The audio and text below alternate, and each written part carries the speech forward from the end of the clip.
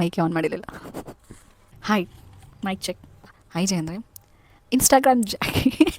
ಒಂದು ಸ್ವಲ್ಪ ಈ ಕ್ಲಿಪ್ಪಲ್ಲಿ ಒಂದು ಸ್ವಲ್ಪ ಕಟ್ ಮೈಕ್ ಚೆಕ್ ಮಾಡಿದ್ರಿ.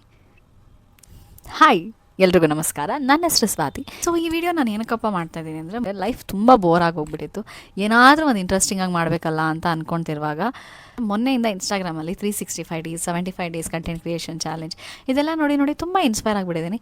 ನಾನು ಹಾಗೆ ಡೈಲಿ ಮಾಡಾಕೋಣ ಅಂತ ಅಂದ್ಕೊಂಡ್ರೆ ನನ್ನ ಲೈಫಲ್ಲಿ ಅಂಥ ಇಂಟ್ರೆಸ್ಟಿಂಗ್ ವಿಷಯ ಏನಾದರೂ ಇದೆಯಾ? ಇಲ್ಲ. ಡೈಲಿ ಅದೇ ಕೆಲಸ, ಅದೇ ಕ್ಯಾಬ್, ನಿದ್ದೆ, ಊಟ ಇಷ್ಟೇ ಆಗೋಗ್ಬಿಟ್ಟಿದೆ.